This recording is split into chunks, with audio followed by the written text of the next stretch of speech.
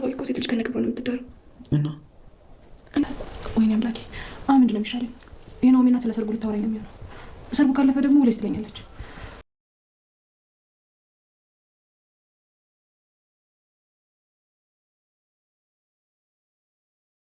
ኬብሮም እና ሰናይት ጭቅጭቃቸውና ንትርካቸው እያደረ እየቀጠለ ነው። በዚህም ኬብሮም በጣም ዘና እያለ ነው፣ እንዲሁም እየሳቀባት ነው።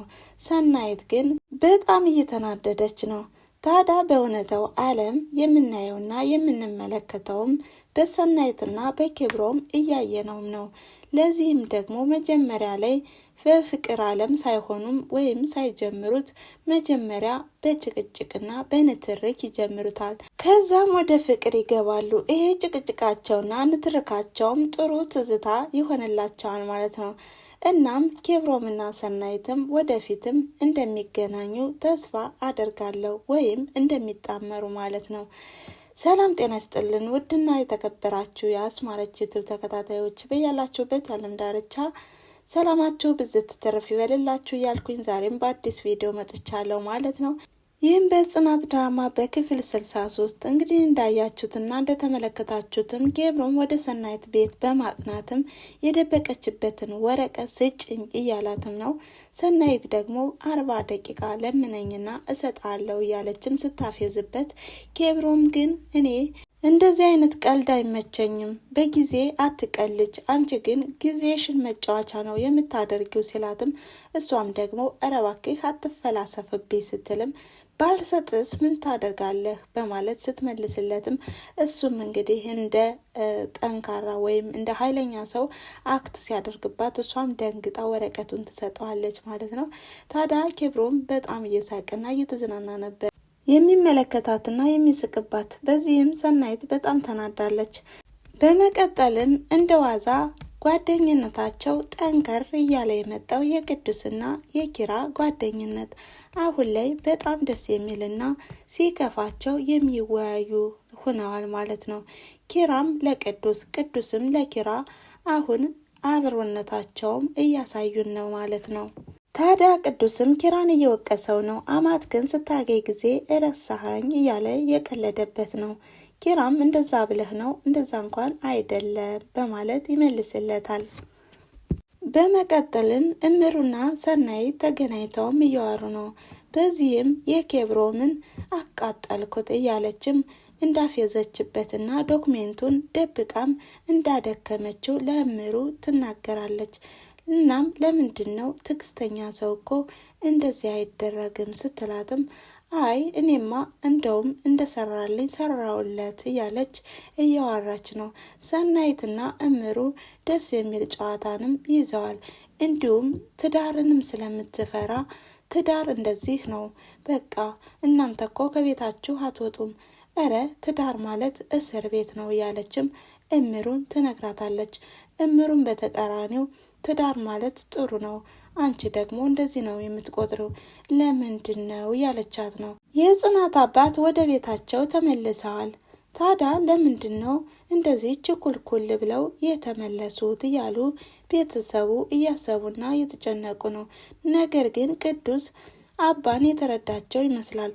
ችግር ኑሮ ነው እንጂ እንደዚህ ተቻኳኩለው የሄዱ በማለት ይመልስለታል። ኪራና ጽናትም ቀየውና ከብቶቹ እያለ ነው የሄደው በማለት ይነግሯቸዋል። ታዲያ ሰናይትም ደረጃ ላይም ተቀምጣ እያሰበችና እየተከዘች ነው። ቅዱስም ይጠይቃታል። ምንድን ነው ከዚህ የተቀመጥሽው? ምንድን ነው ተክዘሻል? በሚልበት ሰዓትም ሰናይትም ችግርና ሰው ይላቀቃል ብለህ ነው? በአንድ እኮ ነው የሚሄዱት በማለት ችግሯንም ባትገልጽም ችግር እንዳላትም ትናገራለች። እሱም ደግሞ እያፌዘባትና እንዲሁም መልካም ሰውም ስለሆነ ምን ማለትሽ ነው? ከኔ ነው የራቀው ማለት ነው ይሄ ችግር ማለት ነው አንቺ እኔ ምንም አይነት ችግር የለብኝም በማለት ሰናይትንም ለመግባባት ይሞክራል። በዚህም ሰናይት በጣም አንተስ የደረቅክ ነህ፣ ዋናው እብድ ነህ በማለትም ታፌዝበታለች። ቅዱስም ኧረ እባክሽ ስምሽን ወሰርኩብሽ አይደል? የእብዶች አለቃ እኮ ነው የምትባይ በማለትም ይመልስላታል። ሰናይትም በጣም ተናዳለች። ለምን ቆይ እንደዚህ በየቦታው እንደዚህ ከሚሉኝ ከግንባሬ ላይ ለምን አያስነቅሱልኝምና አያዋሩም ትላለች።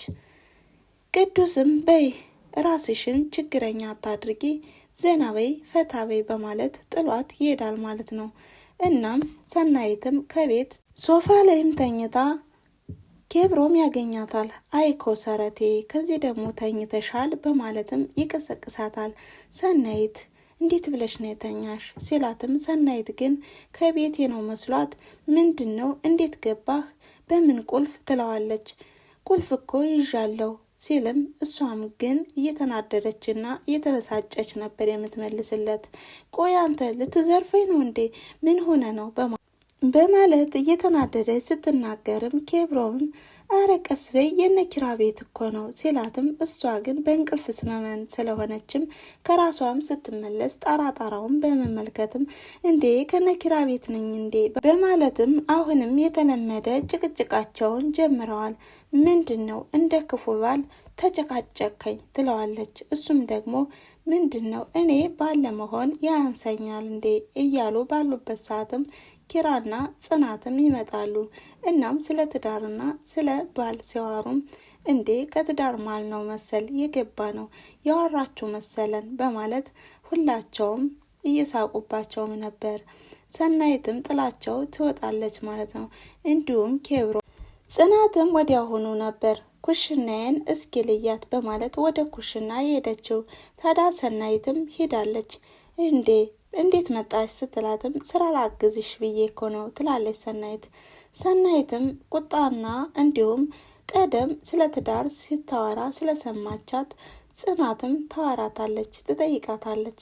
አንቺ ቆይ ቅድም ስለ ትዳር ያወራችሁ መሰለኝ፣ እናም እንዴት ነው ከኬብሮምና ከአንቺ ጋር ምን አይነት ግንኙነት አለ በማለት ትጠይቃታለች። ሰናይትም እንደፈለግሽ አስቢው፣ እኔ ግን ስለ ትዳርም ሆነ ስለ ፍቅር ምንም አይነት ቦታ የለኝም በማለት ትናገራለች። በዚህም ጽናት እኔ ስለ ትዳርና ስለ ባል ስታዋሪ እኔ ስሰማ በጣም የምደሰተው በማለት የሰናይትንም መለወጥና መደሰትም የምትሻው ጽናት እንዲሁ እያለችም ትገልጽላታለች። ታዲያ ትዳር እኮ ጥሩ ነው በማለትም ትመልስላታለች። በመቀጠልም ጽናት አሁንም ቤተሰቦቻችን ስለተቀበሉንና እንዲሁ አባቴ ደስ ስላለው ደስ ብሎኛል እያለችም ከዚህም አስቀጥላ ስለ ክብርም እያወራች ነው። ታዲያ ስለ ክብር ያስጨነቃል ጽናትም በአካባቢያቸውና እንዲሁም በወግ በማዕረግ እንደሚዳሩም ታወራለች። ይህም ኪራ አዎ ደስተኞች ናቸው፣ አሁንማ በወግ በማዕረግ ሊድሩን እየተዘጋጁ ነው በማለት ሲያወራም ጽናትም አዎ ስለ ሰርግ ካነሳ አይቀርማ በእኛ በአካባቢያችን ሴት ልጅ ከነ ክብሯ ነው የምታገበውና የምትዳረው በማለት ይሄንንም ትገልጽለታለች። ኪራም ምን ማለት ነው እንዴት ነው በማለት ሲጠይቃትም ጽናትም በመሽኮርመምና በማፈርም ምን ማለት ነው ሴት ልጅ ከነ ክብሯ ያዋላ አይደለ የደምሻሽ የሚባል ነገር አለ እያለችም ታወራለች። ታዲያ ኪራም እንዴ ናት እንላለና በማለት አሁንም አትጨነቂ በማለት ጽናትንም እያበረታትና እያጽናናት ነው ማለት ነው። በሌላ በኩል የአማቷ ጥያቄ ሁሌም ነጋመሸም የሚያስጨንቃት እምሩ አሁንም እየተጨነቀችና እያሰበች ነው። በዚህም ከናሆሜ ጋር ደስ የሚል ጨዋታ እየተጫወቱ ባሉበት ሰዓትም ናሆሜ እናቴ ደውላ ነበር። እናም እምሩን አሰብሽበት ወይ በባለፈው የጠየቅኩሽን ብላለች በማለት ይህንን መልእክትም ለእምሩ ይነግራታል። እምሩም በጣም ደንግጣለች። ታዲያ ናሆሜም በእኔ ጀርባ ሁናችሁ ምን እያወራችሁ ነበር ምንድን ነው በማለት እንድትነግረው ቢፈልግም እሷ ግን ይሄ እኮ የሴቶች ሚስጥር ነው፣ ስለዚህ ተወው ናሆሜ በማለት ተባብለዋለች። ነገር ግን ናሆሜ በሚሄድበት ሰዓትም እምሩ ብቻዋን ሆናም እየተጨነቀችና እያሰበች ነው። የናሆሜ እናት ይህም መልእክት የተናገረችው ያንኑ ልጅ ውለዱ የሚለውን ሀሳብ ነው። አሁን ምን ላደርግ ነው ተሎ ተጋቡ ያለችው፣ ከዛም ከተጋባም በኋላ ውለዱ ለማለት ነው። ምን ላደርግ ነው እያለች በሀሳብ ጭልጥ ብላለች፣ እንዲሁም እየተጨነቀች ነው። በመቀጠልም ብቸኛዋ ሰናይት እህቷም ደውላ የሰላምታ ልውውጥ እያደረጉ ነው። ነገር ግን ብቸኝነት እንዳስከፋትና እንዲሁም እንደናፈቃቻትም ትናገራለች። ቅዱስ ከነኪራ ቤት ስላደረ ምንድን ነው ከዚህ ያሳደራችሁ በማለት ኪራን እየተናገረ ነው። ኪራም ትናንትና ጥሩ ሙድ ስላልሆንክ በማለትም ስላሰበለትና እንዲሁም ማደር ስላለበትም ይናገራል። እንግዲህ ከዚህ ላይ እንደምትረዱት ቤተሰብ መጀመሪያ ላይ ቅዱስ ኪራን ሲያገኘውም ተስፋ ቆርጦና ይቻለን በቃይ በማለት ነበረ። ነገር ግን አሁን ደግሞ ኪራ ወደ ራሱም ሲመለስ አሁን ቅዱስን እየተንከባከበው ነው። ሲከፈውና ሲያዝንም አለውህ እያለም እያዝናናውና እያጽናናውም ነው። ታዲያ ሁለት ጥንዶችም እምሩና ናሆሜ ጽናትና ኪራም ሰናይትን እየመከሯትና እንዲሁም ትዳር ምን ያህል ጠቃሚ እንደሆነ እየነገሯት ነው።